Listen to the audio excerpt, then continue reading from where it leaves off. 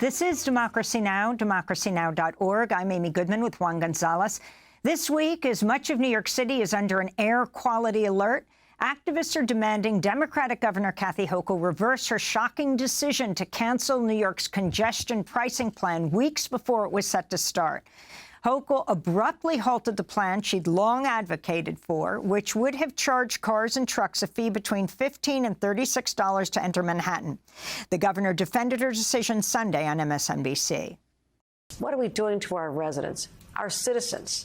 We're hearing their cries for relief, putting on an additional cost of $15 at this moment when people are going to the grocery stores and they're shocked at how much less they can buy with the same amount of money week after week. They just received word in New York City their water rates are going up. The Rent Stabilization Board just went up. So how much can we do in state government to relieve the burden and the pain that our citizens are feeling? We cannot be tone deaf to them at this time. But my commitment to public transportation is second to none.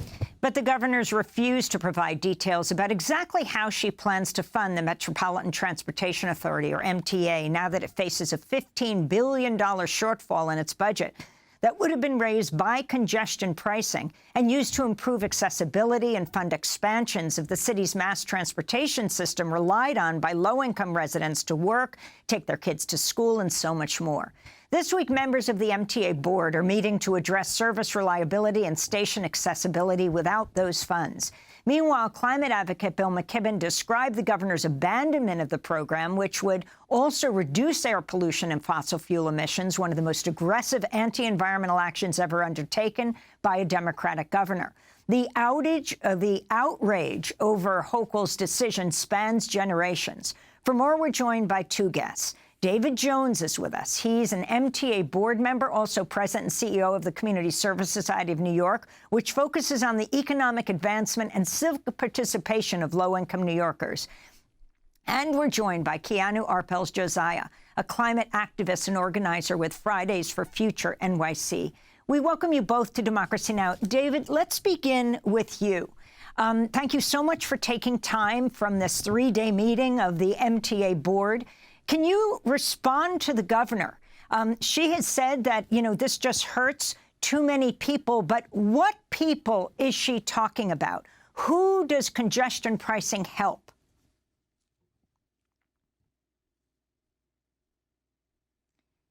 David, we don't hear you. Go ahead.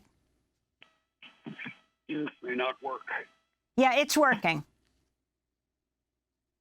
We can hear you, David.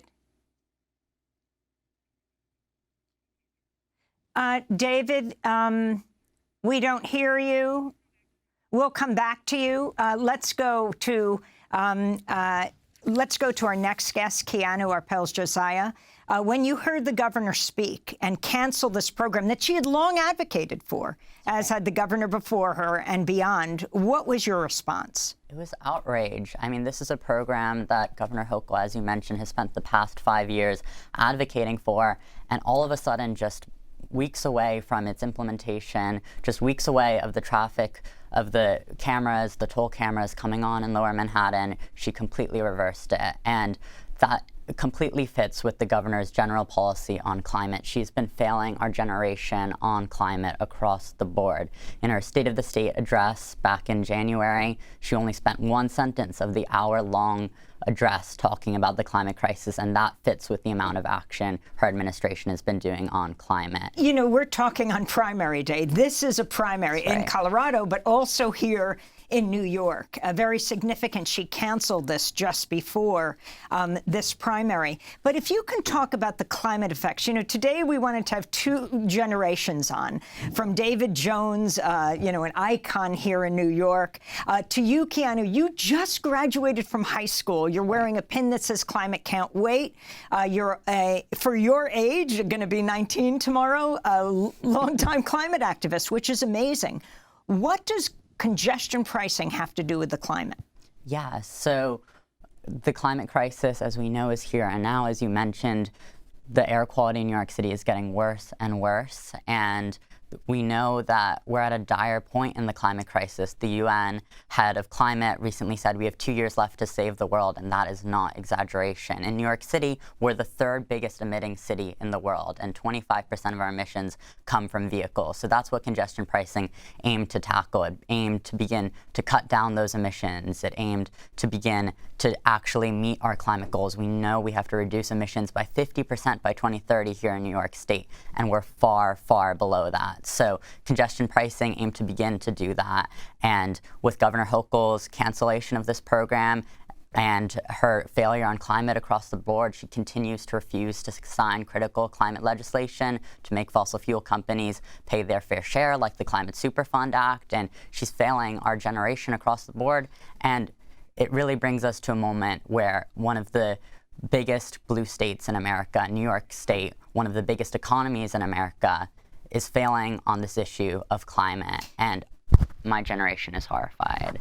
Well, we have David Jones on the phone with us right now. David Jones, if you can talk about what this means for the MTA. You're an MTA board member, also president and CEO of Community Service Society.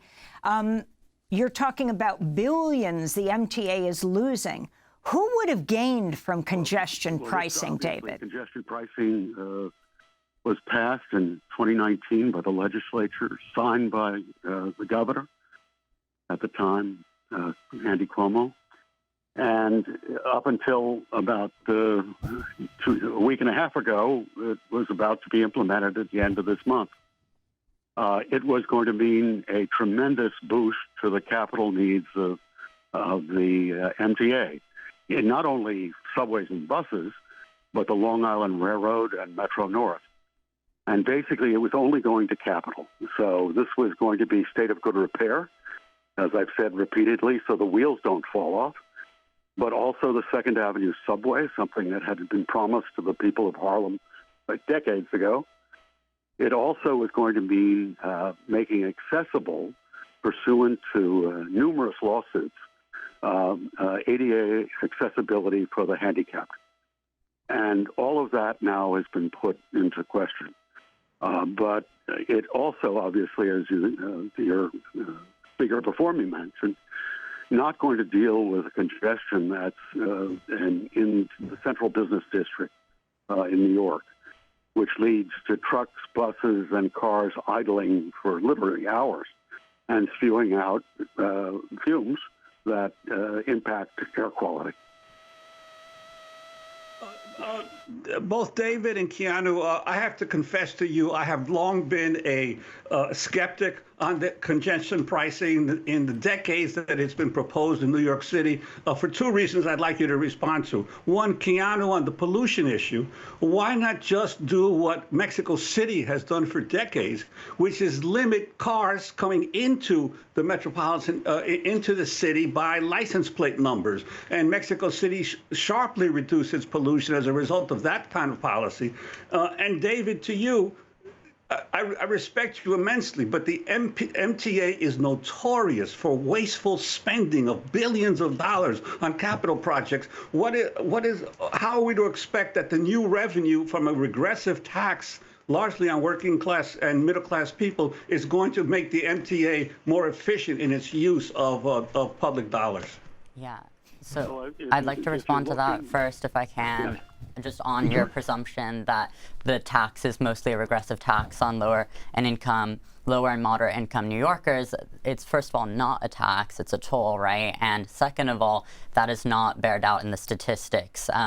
55% of workers traveling into the central business district zone, which is what the congestion pricing plan affects, are higher income. 83% are higher or moderate income. So that means if you look at the statistics for how low-income New Yorkers are traveling into lower Manhattan, for every one New Yorker who might be traveling via car into the central business district, there are 50 who are waiting for a delayed subway, waiting for a delayed bus. Every New Yorker has a story of waiting for a bus or subway for extreme amounts wastes of time, and the solution to affordability in New York, as the governor has herself been saying for 50 years, is not canceling congestion pricing, it's funding the MTA. It's giving us reliability, it's giving us accessible subway stations. That's really what congestion pricing is about. It's about what future do we want for New Yorkers. Is it one where we have reliable subway? Is it one where we have air that we can breathe without getting asthma? Is it one of climate and environmental justice? Or is it one where we have to wait on hours in gridlock traffic?